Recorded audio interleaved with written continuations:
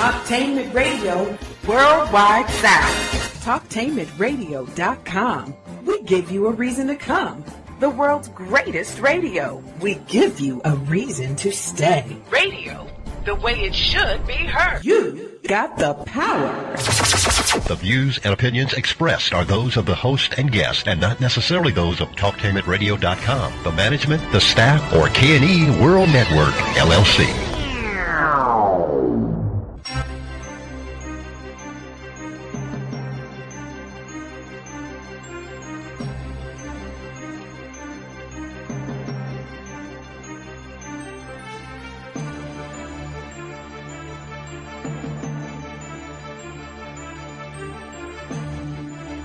Thanks for listening to The Compensatory Concept with Mr. Neely Fuller, heard exclusively on TalktainmentRadio.com, the world's greatest radio. The most important question in all racial matters is why. One should always ask it. Radio, the way it should be heard. Oh, welcome, welcome, welcome. This is the Compensatory Concept with Mr. Neely Fuller, heard exclusively on TalktainmentRadio.com. I am Earth Jallo, sitting in just for a second here. Okay. And I hope everybody had a wonderful, wonderful day. Oh my gosh, it's so many things are going on that it is hard to actually keep up. So anyways, Neely Fuller and the Compensatory Concept. Mr. Fuller, are you there? I'm here. How are you? I'm still learning. I love that. That's why I ask you every time I talk to you, because I just love to hear you say it. Wonderful. You know, so many things are going on this week. I mean, we can't get from one week to the other week, Mr. Fuller, without some old tomfoolery jumping off. What's really going on around here? Well, apparently it's just a continuation of what has been going on, what goes on every day all over the world. And that is this tired conversation that people have been having for as far back as anybody can remember who's on the planet now. The race issue. It's a tired conversation. Very tiring. Very, very tiring. Exhausting.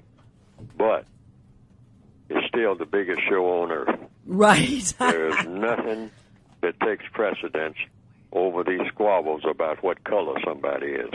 That is the number one ailment among the people of the entire planet, in the form of what we kind of loosely call, and sometimes very pointedly call, the system of white supremacy.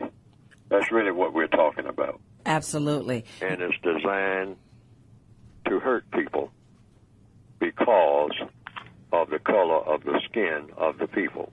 Somebody designed it, somebody thought it up a long time ago. Whoever it was a troublemaking genius. But they were a genius because it became the strongest political and religious force that the world has ever seen in recorded history.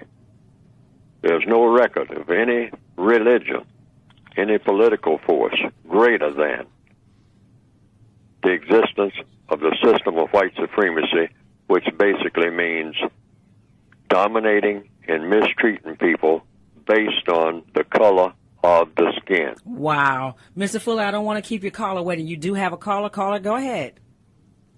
Hi, yes, I haven't been listening. Oh, 1 second. One at a time. I'm sorry. I didn't know we had two. One at a time, brothers. Y'all decide which one going to go first. Okay, it doesn't matter. Okay, the boy who said doesn't matter. Speak up a little bit. Okay. Hi, my name's Akin. I'm calling from Austin, Texas. Hey. My question is, why when I go into lower income communities, you tend to see more trash on the ground? Is that a conditioning by them, or I don't really understand why I see like more litter on the ground when I go to like black communities and things like that?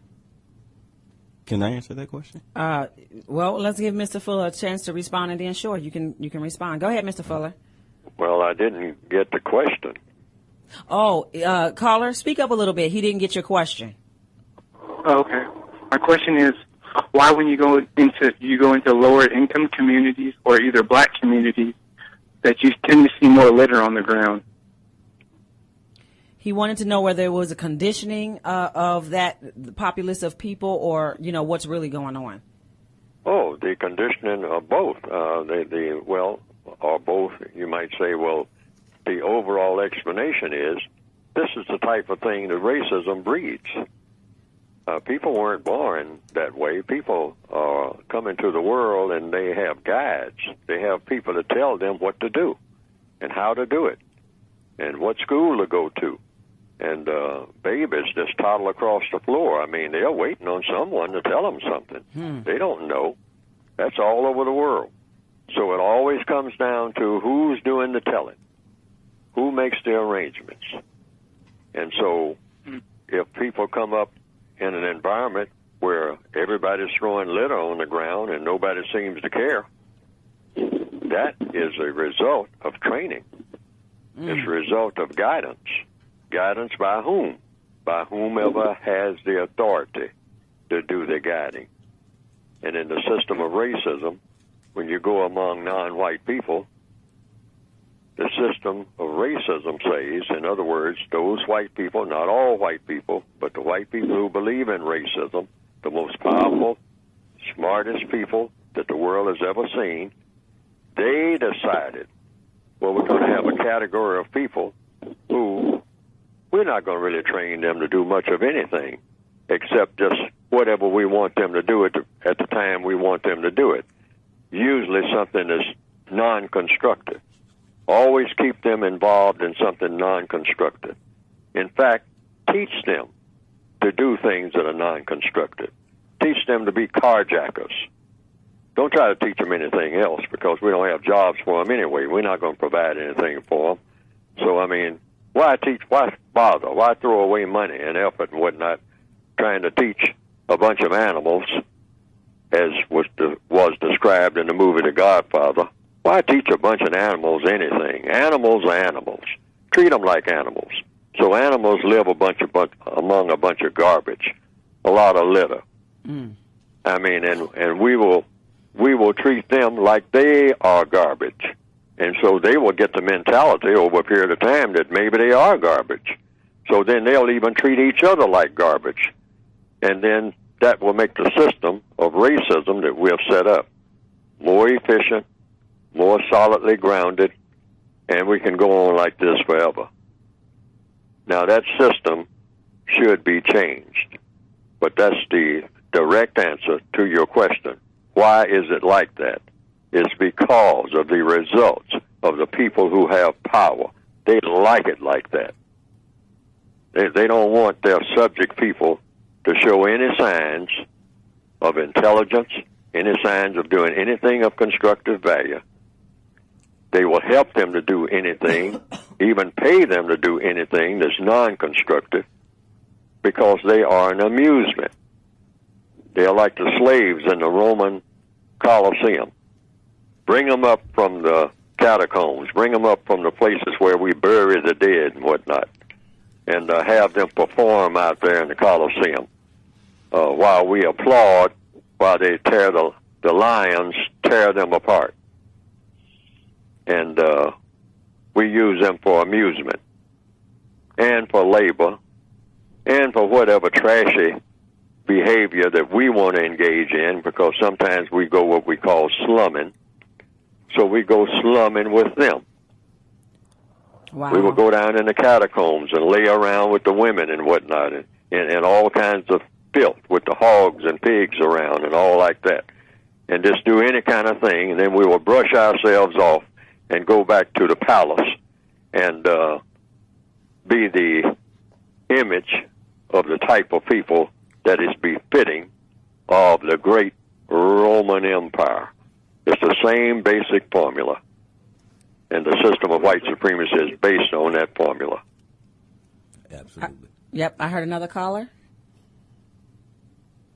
No, that was me again. I asked, how can we break the conditioning?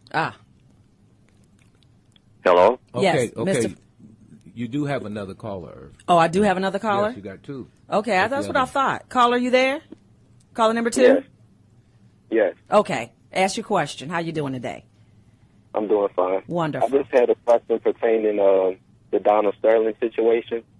And his girlfriend was a non-white individual, but he didn't have any problem with being with her until he seen Magic Johnson on the website. So I had just a simple question to ask Mr. Neely Fuller about: does racism primarily affect the black male or the male? Is racism what? Does racism primarily affect the male more than the female? Because you can see throughout history that the white supremacists always had concubines. They always, you can say, they raped black women, and they had no problem with being closer to the black woman. But when it comes to the black male, it seems like it's a whole different ball game. And I just want to know, does racism primarily affect the male? Racism affects all non-white people, black, brown, red, yellow, everybody who has color in their skin. That's what it's based on. There's only one form of racism, and that is white supremacy. The white supremacists will say, well, no, we have all kinds of races and whatnot. No, it's just one race. That's the white race. It's invented by people who believed in white supremacy. But the races cause confusion among people. And they don't make a distinction between the black male and the black female. They don't make distinctions. They pretend that they make distinctions between all of the categories of people. But all of their victims are equal. It just depends on how they want to use their victims at any given moment in any of the areas of activity: economics, education, entertainment, labor, law, politics, religions, sex, and war. And sometimes they'll have an assignment, just like on any plantation in the entire world. The white supremacists is a plantation. And they'll say, okay, let's go down to the slave quarters and send the slave Jenny up here. That's a black female. Send her up here to the big house. She's a field slave. But for the next 2 months, we're going to have her in the kitchen. She's going to be a house slave. And I got a son over here who is coming of age, and I don't want him to get any of these white women around here, these white girls around here, impregnated. So bring Jenny up here, let her work in the kitchen, and at night she can go to bed with my son. And he can get a good workout with her, and then she'll do this for the next 2 years or so until he gets some training about what sex is about.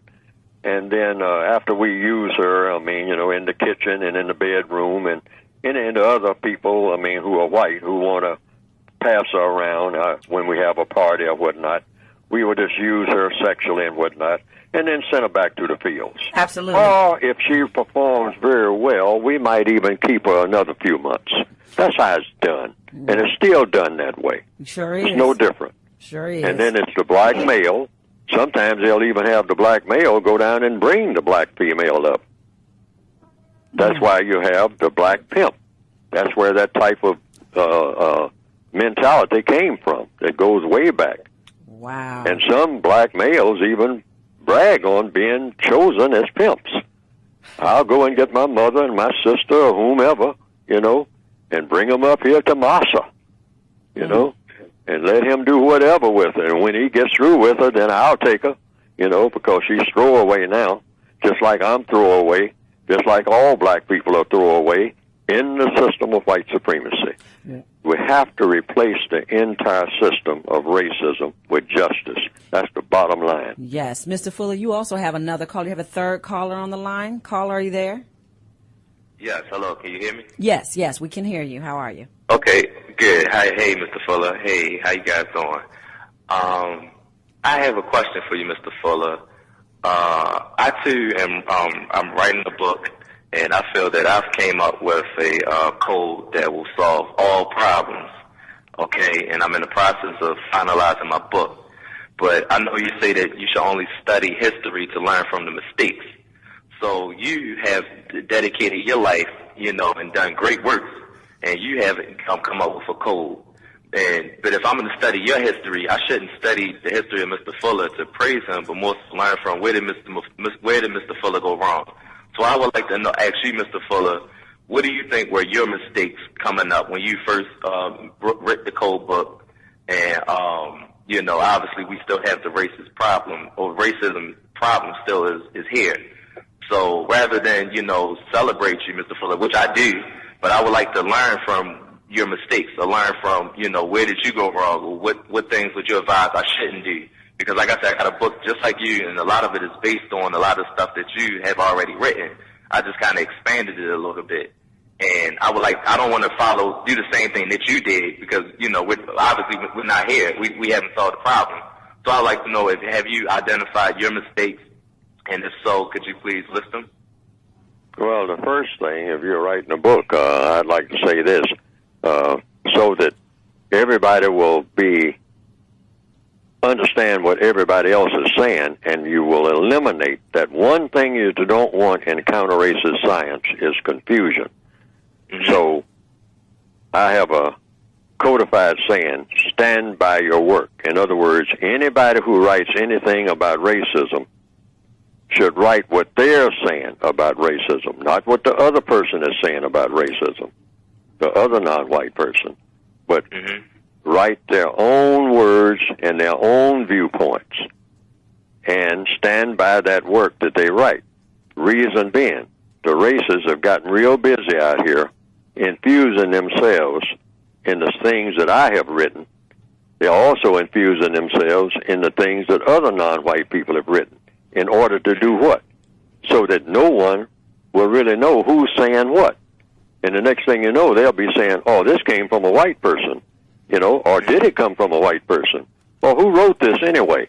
See, we got a lot of anonymous people out here now, who are writing all kinds of stuff, and they're mixing it in with things that Neely Fuller has said. They're mixing it in with things that other writers have said, and writers like yourself who are coming along. And what you don't want is that confusion. So anything that Neely Fuller says should be not to praise Neely Fuller or to denounce him even. Just say that this is what Neely Fuller said. This is his viewpoint. But this is what I say.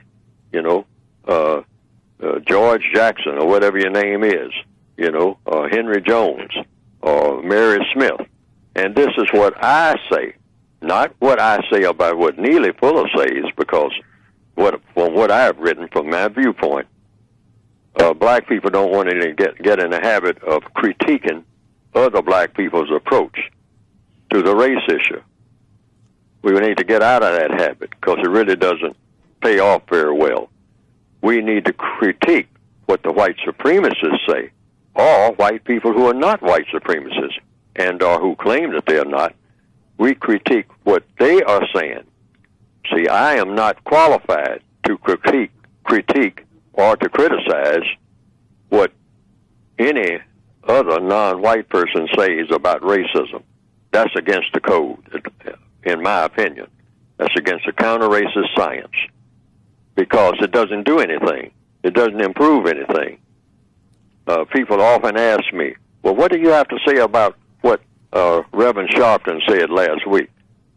And I have a codified response I always use when it applies to anything that any non-white person says about race, racism, or counter-racism, because I find that it's effective and it does the job that it should do. And I make a short statement, and that statement is, he said what he said.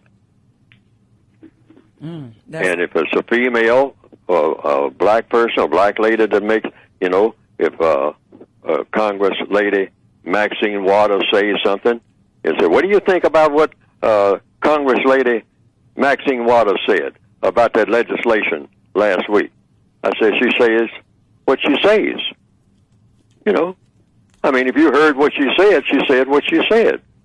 Now, if you want a further critique about what she said or an explanation and all like that, contact Miss Waters, because all victims of racism are equal when it comes to their viewpoints on racism.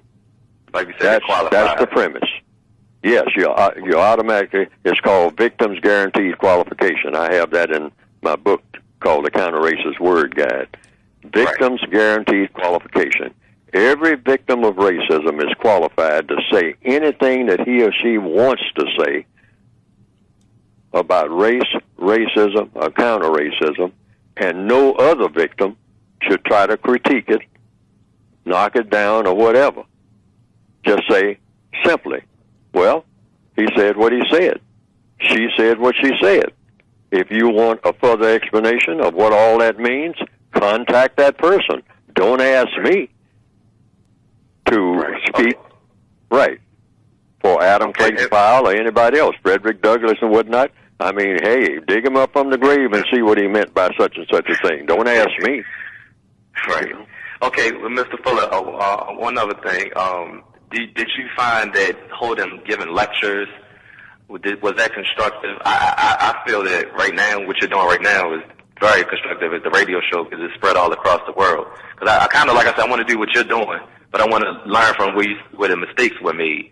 Should I spend time doing lectures and, going to, book stores and holding lectures and things of that nature? No, you can do all of that. You can do anything that you think is effective, and I'm going to give you the scientific reason why. The only experts on racism are the racists themselves. Right. There's no such thing as a black person being an expert on racism. That black person who may claim that he or she is an expert on racism is a person who has solved the problem. No one has solved this problem. So there are no experts on what to do about racism. So it's a wide open field for everybody. That's why I say I'm not qualified to say anything against any black person who comes up with what even the world majority might say is a crazy idea about how to deal with racism. It's not crazy to me because I can't take that position. I'm not qualified to take that position because racism itself is crazy. Okay? So if somebody comes up with an idea, well, I'm going to take this approach, I'm going to take that approach. Neely Fuller has nothing to say against it. Now, if a white person steps up and starts saying something, I'm duty bound to suspect their motives. Why? Because if they are doing all this talking, why isn't it effective? So you can't cut white people much slack when it comes to dealing with racism. You can't give them much credibility. We've had too many false alarms. Now, I'm just giving it to you straight. It's not personal, it's business. We've had too many false alarms for too long about a problem that could be solved in 15 minutes. Right. It really could be. If all of the people on the planet just say, hey, you know what? Enough of this racism. It's been around for as long as anybody can remember, but if black people and white people in one voice just said, enough already. Been there, done that. We're not having no more of it starting with this very minute. And it will be ended immediately, particularly if the white people just say, hey, it's over. It's over. It's over. No point in trying to hang on. None. You know, we are going to all be one people on this planet interacting with each other in the most constructive manner in every area of activity, each and every minute of each and every day. And let's get the show on the road. You know, it's 12 o'clock now. Let's get the show on the road at 12:01. Absolutely. And in the next 15 or 20 minutes, it's a done deal. Why? Because the white people of this planet who believe in racism, once they make the decision that they are going to throw it overboard, it's over. That's right. That's right. We have an in-studio guest, too. You have an in-studio guest, Mr. Fuller, and he wanted to ask you a couple of questions or make a couple of statements. Is that correct? Yes, that's correct. Hello, Mr. Fuller. I'm Asante Bay from the Bitter Truth Show. How are you doing there? I'm still learning. All right. Aren't we? That's why I'm on this program. I'm still trying to learn, and I'm trying to throw out some ideas of my own. All right. I was thinking about what the first caller asked about why there's trash and debris in black neighborhoods when he passes through there. And you raised a very interesting point Also, on the other side, there's a lack of ownership. When we had towns like Rosewood and, of course, Black Wall Street. Yeah, Black Wall Street and other towns such as that, they were actually better than a lot of the white towns that were nearby because we had ownership, and ownership pride comes from that. So we took care of our surroundings and our areas and our homes. But once we lost ownership in the neighborhoods that we have now, because I don't call them communities, I call them neighborhoods, we don't respect it because it doesn't belong to us. We know who it belongs to. So therefore, we devalue it. We throw the trash on the ground. We throw the gum. We break the windows. We don't patronize those businesses. And even when there are black businesses there, if you notice, they're businesses that you don't really want to cater to. Not really. There aren't. The clothing stores are normally for the younger generation who like to dress gaudy. The food is bad. And the music stores are, of course, bootleg or stuff that we don't really listen to. But having prominent businesses, we don't have them anymore. And, of course, that is due to white supremacy. As far as when we fought for civil rights, they opened the doors for us to come and spend our money with them, which destroyed the black economy.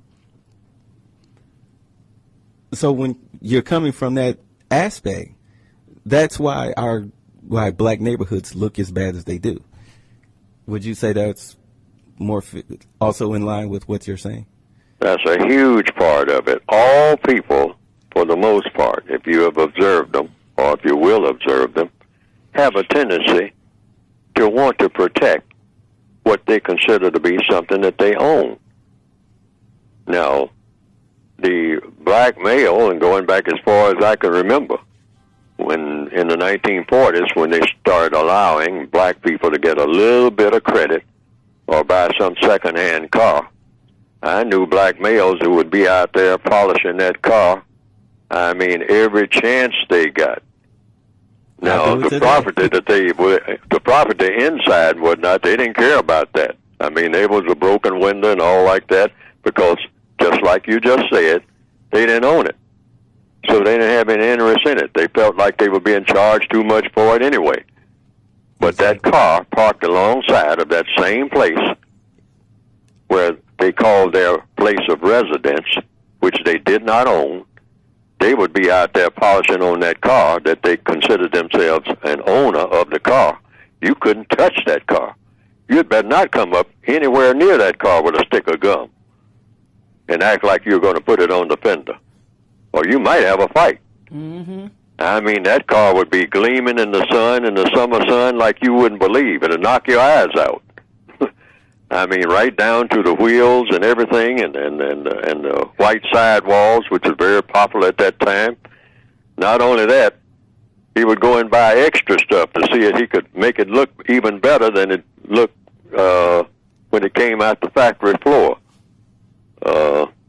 I won't use the term that a lot of white people used to use when they used to say that they could pick out a black person's car because it had so much extra stuff on it. You know that it belonged to a black person. This is back in the 1940s. People who are old enough to remember know what I'm talking about.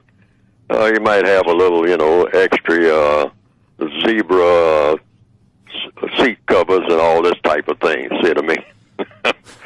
Right. So, in other words, sometimes they went overboard. The Negro Mobile. Yes, there you go. All right. And, and a lot of white people didn't like all that gaudy stuff, so they would always come on the car lot and say, don't give me one of those ghetto-type cars now. Don't even show them to me. I don't want one because one of those black people have had it. I don't want one of those hand-me-down cars that they have had, that they have done all this stuff on. Absolutely. Y'all stay right there. TalkTainmentRadio.com. Check us out worldwide on WCRS FM 98.3 Wednesday and Sunday evenings. Blogs and podcasts are available. Download TalkTainmentRadio.com app to your cell phone or tablet. We go where you go. Radio the way it should be heard. Stay right there. Up next, Mr. Neely Fuller on TalkTainmentRadio.com. For the class of 07, finishing high school can be a struggle. I sort of got messed up into gangs and other stuff. There are struggles in the classroom and out of it. I bounced from foster home to foster home. But even with all the obstacles in their way, they want to graduate. It would just make the entire family proud to know that one of us actually made it. Introducing the class of 07, 10 films by 10 students across the nation trying to graduate. Go to boostup.org to see their stories. High school is hard. Graduating is harder. Brought to you by the U.S. Army and the Ad Council. TalkTainmentRadio.com is the premier internet radio platform offering 40-plus talk radio-style programs professionally produced, optimized for online distribution, featuring Columbus, Ohio on-air personalities. TalkTainmentRadio.com offers listeners diverse programming options covering topics such as arts and culture, love, life and relationships, technology, religion, paranormal activities, local and national politics, women's issues, alongside health and wellness. Listeners can access their favorite TalkTainmentRadio.com programs free of cost through the website. Download the TTR app to your cell phone and you can take us wherever you go. We have programs on demand to fit your schedule through our podcast. The address is TalkTainmentRadio.com. Join Choisan Institute as it fuses African music with hip-hop and Caribbean dance. This year's concert entitled Cultural Movements Blended Music will be held at the Lincoln Theater in Columbus's historic King Lincoln District at 7:30 p.m. on May 16th and 17th. To purchase tickets in advance, please call Kappa at 614-469-0939 or visit the Institute at www.choisaninst.org for discounted tickets through April 30th. The Ohio Sickle Cell and Health Association celebrates April Minority Health Month and invites you to learn more about sickle cell disease. If you or someone you know has sickle cell disease, we urge you to learn more and take the time to know your hemoglobin status. Contact the Ohio Sickle Cell and Health Association at 614-228-0157. That's 614-228-0157. We invite you to visit our website at ohiosicklecell.org. Together, we can face and fight sickle cell disease.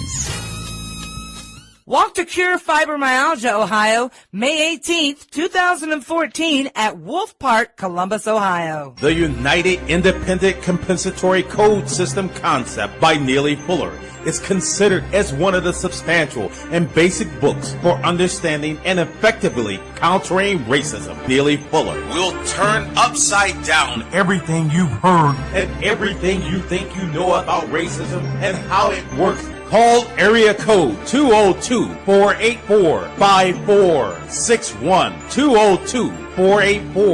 202-484-5461. I think I'm entitled. You want answers. I want the truth. You can't handle the truth.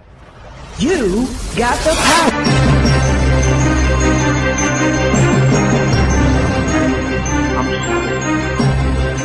I wish I can change the skin, the color of my skin. That isn't the issue. You missed the issue. What's the issue? The issue is we don't have to broadcast it. I'm not broadcasting anything. I don't do anything wrong. Nobody said you did anything wrong. I don't do anything wrong. If we ever have any issues, it's because people call you and tell you things about me that are not true. Why are you broadcasting? I'm not broadcasting Why are you anything. taking pictures with minorities? Why? What's wrong with minorities? What's wrong with black people? Nothing. What's wrong with these It's like families? talking to an enemy. There's nothing wrong with minorities. They're fabulous. Fabulous. Because you're an enemy to me. Why? Because you don't understand. I don't understand what? Nothing. That racism still is alive? No, that there's a culture. What culture? People steal certain things. Hispanics steal certain things towards blacks. Blacks steal certain things towards other groups. It's been that way historically, and it will always be that way. But it's not that way in my heart and in my mind. But maybe you want to adjust to the world. But why? If the world doesn't do anything for me and they don't make me happy. You're right. I don't want to argue with you. I don't want to argue. I can't be racist in my heart. And that's good. I'm living in a culture, and I have to live within the culture. So that's the way it is. That's how I got it. I got the whole message. You live with your heart. I don't. You can't be flexible. You can. I am flexible. I understand that that's the way you were raised and that's your culture, and I'm respectful. And why do you have to disrespect them? Those are. Who am I disrespecting? The world before you. Why am I disrespecting them? By walking, you're perceived as either a Latina or a white girl. Why should you be walking publicly with black people? Why? Is there a benefit to you? Is it a benefit to me? Does it matter if they're white or blue or yellow? I guess that you don't know that. Maybe you're stupid. TalkTainmentRadio.com, the world's greatest radio. That's radio the way it should be heard. This is the compensatory concept, and I am your host for today, Earth Jallow. We are here with Mr. Neely Fuller. This is Mr. Neely Fuller Show. You there, Mr. Fuller? I know you are. Yes, ma'am, I'm here. All right, awesome. We have 2 new callers, and I want to make sure they've been waiting, and I want to make sure that I get them in. I don't know what order you came in, but can I have my first caller go? Yes. Am I on? Hello? Yes, you're there. Absolutely. Yes. Good morning, Earth, and good morning, Mr. Fuller. Good day. I want to question what I just heard pertaining to the female. Was she using the compensatory code? Well, she was asking questions, and that is the way to solve all problems. Where the person that she was talking to, Mr. Sterling, I presume, has been reported. If I talked to him, I would just have a series of questions, because all problems are solved by questions and answers. That's why court systems are set up on questions and answers. When you go to court, it's all questions and answers. You may not have noticed that, but I noticed it. I've been in and out of court, as a witness or something like that, and I noticed all the procedures are about questions and answers. The judge will sit there and say, answer the question. Like in the movie A Few Good Men. Will you answer the question? What is the question? One of the lawyers stood up and said, is there a question anywhere in this future? In other words, you keep making statements. He was talking to the defense lawyer, and he said, this defense lawyer keeps making statements and whatnot. Wait a minute. He's just talking all over the place. Is there a question to the witness? We have a witness on the stand waiting for a question, and he's making statements, So we got to stop this. So the judge said, hey, ask your question. This is about questions and answers.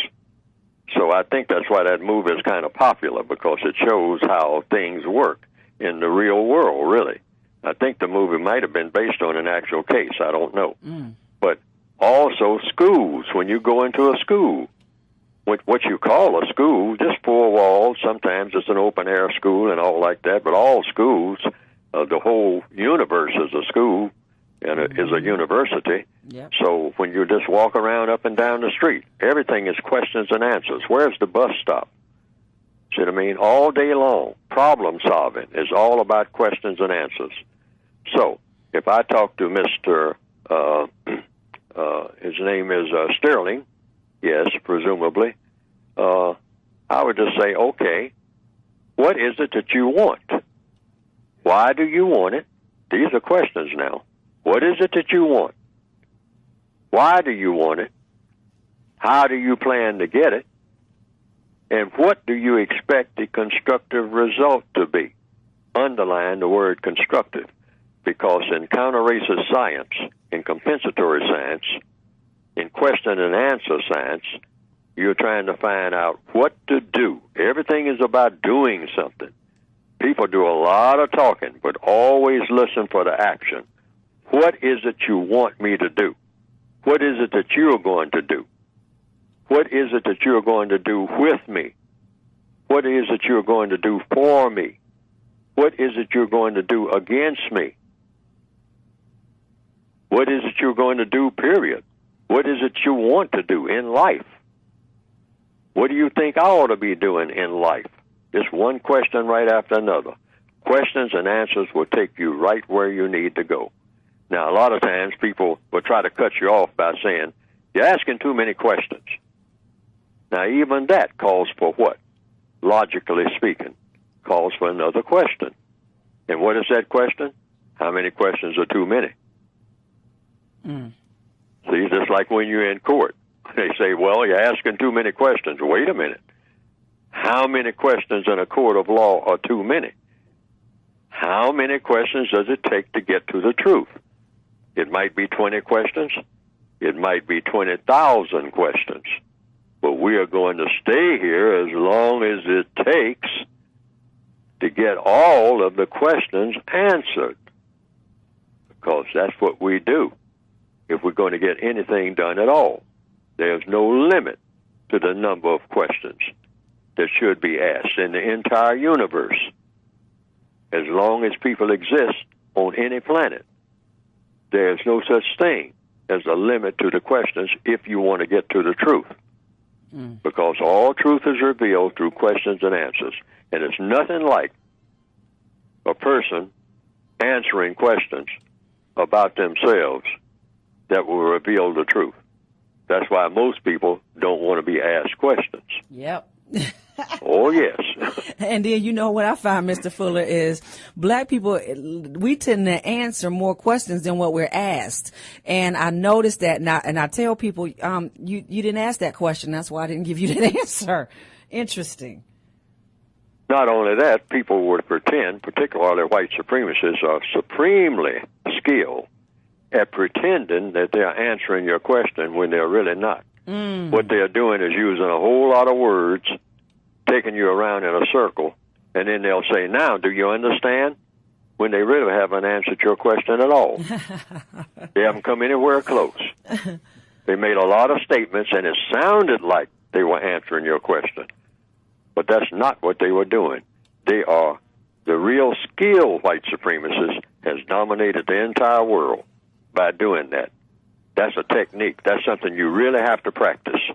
And that is appearing to answer a question when you're really not answering the question at all. So you have to pay lots of attention to words, because words are tools. Wow. That is interesting. Callers, do you have anything else? Two new ones? Okay. Go ahead, second caller. Yes. There you go. Thank you for taking my call. No problem. Mr. Fuller, the Compensatory Code explains what individuals can do about racism. Hello? Can you hear us? Yes. I can hear you. Oh, okay. We have one of the other callers is asking his question to Mr. Fuller right now. Oh, okay. Would that be me? Yes, that would be you. Go ahead. Okay. Oh, okay. I was going to ask this. No. Wait a minute. One second. Wait. Yeah, there's somebody. Right. One person's before you. Oh, I'm sorry. No problem. Go ahead, caller. Okay. The Compensatory Code explains what individuals can do about racism in each interaction with other individuals.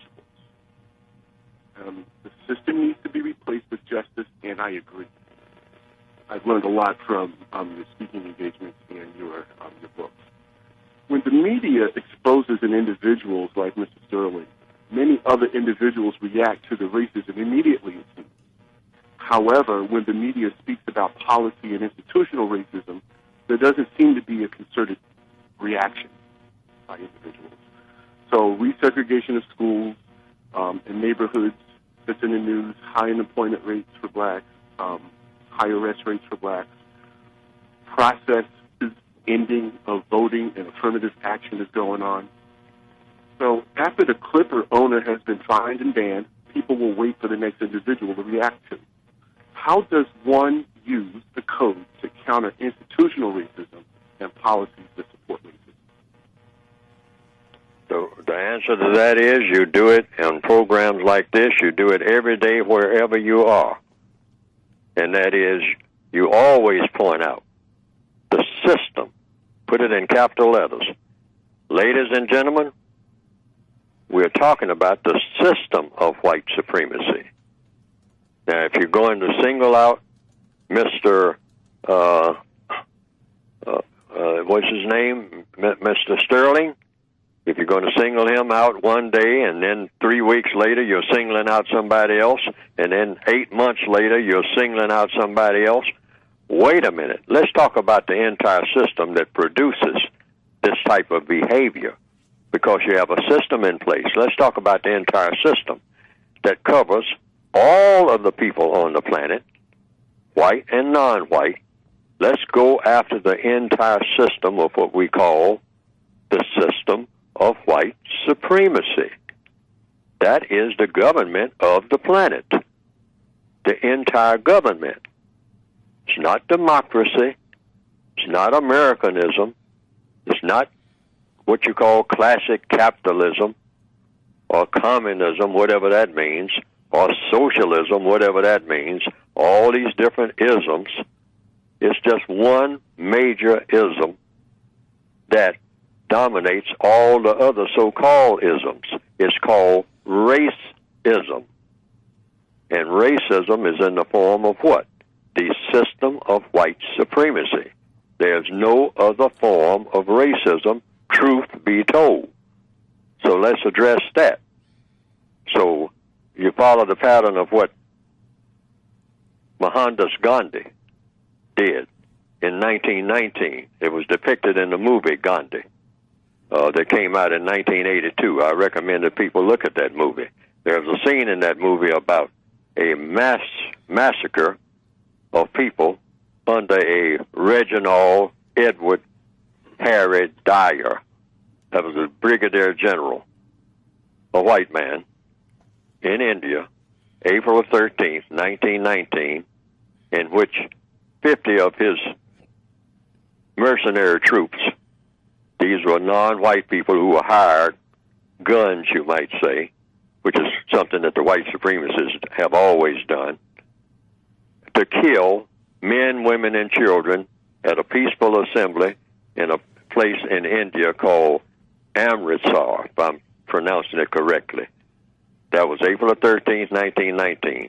Now, there were about 1,000 men, women, and children killed in a few minutes by these soldiers under General Dyer. So they decided, they, meaning the white people who ruled India at that time, quote, unquote, they called in Gandhi to talk about it. They say, we know that General Dyer went down there and killed all these people the other day, and we regret that, et cetera, et cetera, et cetera. And we're going to have an investigation, et cetera, et cetera, et cetera. And we're going to find out what kind of mentality General Dyer has. See, they're focusing on General Dyer. He's the latest, star for the moment of doing something, to disturb the status quo. So, Gandhi sat there and listened to him for a while, and then he said, according to the way it was depicted in the movie, if you will excuse me, Your Excellency, matters have gone far beyond legislation. In spite of the best of intentions, you must, in the nature of things, humiliate us to control us. General Dyer is but an extreme of the principle. Now, you could fast forward that and say it's the case in another case with Mr. Donald Sterling. Gandhi said, General Dyer is but an extreme of the principle. He says, you got a system here that's set up to produce General Dyers. It's one right after another. Are we going to keep going through this again and again, having investigations, everybody crying, everybody saying they've been insulted, everybody saying they've been humiliated, people saying they've been killed? We got Trayvon Martin this week. We got Mr. Sterling next week. We got somebody else who's going to be the racist of the week, the year after that or the day after that, and on and on and on and on and on into the next 20,000 years. See what I mean? Yes. That's what I mean by that principle. So what you do is go for the jugular. You sit down and do just what Gandhi did back in 1919. He said, and finally he bottom-lined it. He simply said, gentlemen, it's time you left. Meaning, hey, I didn't come here to talk about General Dyer, you know, and all the other generals who have come before him, and all the generals who will come after him, killing our people, doing things, expressing their racism and whatnot. I didn't come here to talk about these individuals. I came here to talk about all of you. All of you who are complicit in this. Now let's get a program where we can handle all of this once and for all while we're sitting around this table, and stop nickel and diming it away. You know, stop coming in having crying sessions and burning candles like black people now do. I mean, you know, let's put some more candles on the fence. Let's put some more teddy bears on the fence. Oh, boo-hoo-hoo, let's go to another funeral. Hey, enough already. Yeah. Let's wrap up this entire system, and let's settle this today.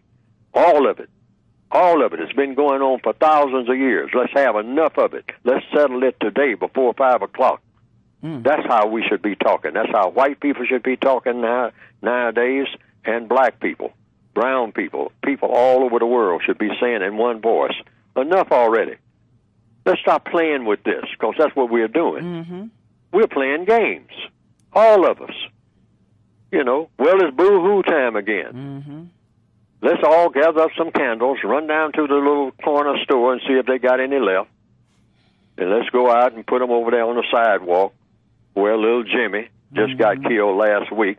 And do you have any candles and teddy bears left over from the week before last when Cora got killed on the other corner? I mean, what is this?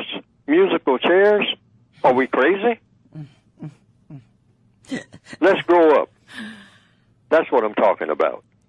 Maybe I'm putting it in, you know, a sort of a scenario but I'm trying to put it as one person said on radio, where the goat can get it. I mean, you know. I like it. It makes sense to me because, like you said, we're playing with this. Caller, I want to make sure the other caller that was trying to talk, I want to make sure I give you a chance to speak with Mr. Fuller and ask your question. Go ahead. Yes. Go right ahead. Yeah, we can hear you. Okay, I would like to ask Mr. Fuller, would he recommend that one also study logic, the actual discipline of logic, as well as the code book? I found that in doing so for my own, for myself, it's helped me a great deal in understanding how to understand the code and how to apply it to various situations. You say use is your question, should we use logic? Should we study it as a discipline? Should we study the use of logic? Should we study the discipline of logic, you know, the science of logic as well? Oh, yeah, no, not as well. We should study the science of logic in everything that we do every day. That's what we haven't been doing. See, we've been using emotional responses to everything because we've been taught that. We have been taught to be a despair people, so we depend entirely on emotion. Now, emotion does serve a purpose, but emotion is supposed to lead you to logic. Emotion gives that what you might call that fire in the belly, but the fire just shouldn't just leap up and just go anywhere. Like electricity. Electricity should be channeled, you know. So through the wires, you should have wires for the electrical circuit so that you get the full force of the power, all right? The electricity goes into the wire. The wire is something physical. The electricity itself is something that you might not be able to see, okay? But the power is there. That's what the emotions are for. The emotions are supposed to lead you to logic. The white supremacists have systematically taught black people to just be emotional. In other words, when something happens that shouldn't happen, what the white supremacists teach black people to do is just jump up and down and scream, or run around the block yelling, and then finally fall down after we have run around the block maybe 15 or 20 times, just fall down, exhausted, and go to sleep. and then it's all over and whatnot, and they'll wait till next time. But see, we have to train ourselves to be logical, which means cause and effect. Water is wet. Fire will burn. Tap into that. Look at things. Don't jump forward when somebody just comes around handing out little objects and whatnot and say, now what you people need, you dark people, all of you black people, y'all don't have anything to do, so I got something for you to do because I'm the thinker. I always think of things for you to do because you don't have any plans for yourself. That's the white supremacist mentality. So what I want all you black people to do this week, or for the next 3 or 4 years, since you all are not doing anything, just kind of sitting around looking up at the sky and whatnot and looking at each other and then get mad when you look and start hitting each other and whatnot, I'll give you something different to do just to keep you amused and keep me amused. And so I got some things here in a box, so I'm handing it all out to you. And so the black people sit there and say, well, what are you handing out? What do you got for me now? You know? So we just take it. Just take it out. I'll explain it to you after you take it. And so then we pick it all up. Then he says, now, ladies and gentlemen, see, they'll be real polite when they're getting ready to run a game on you. Okay? So they'll say, what these are tools for tattooing. Do you all understand tattooing? Yes. And we say, yes. Yeah, we know what tattoos are. Well, your skin needs to be improved. You black people need to improve your skin because people are always talking against your color and your skin. So what you need is some decorations on your skin.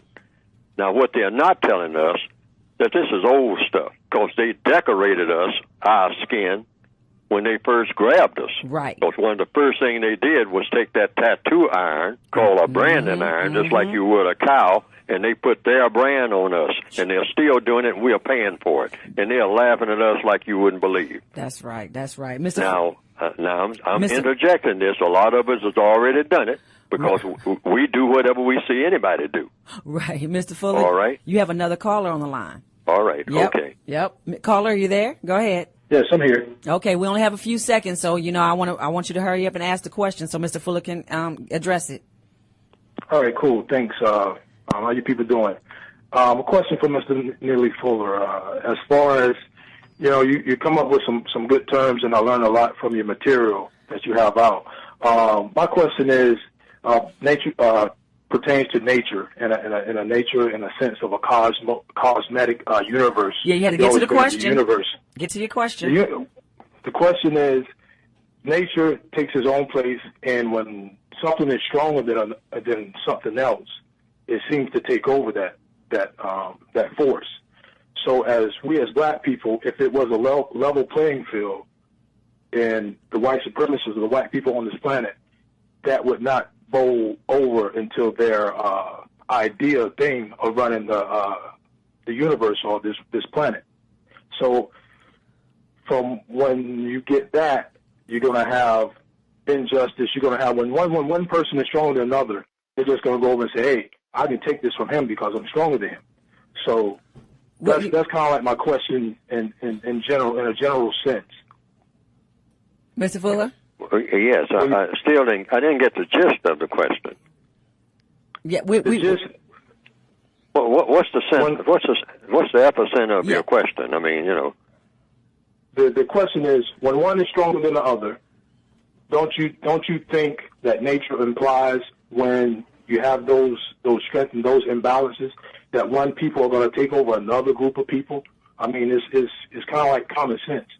If you need something that I need and you're weaker than me, I'm just going to go take it. Okay. And that's kind of like what I'm saying.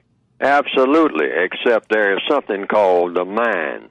People have been given a brain, and in that brain there's something called the mind. The mind has the ability to use logic, and you can use logic to produce a product.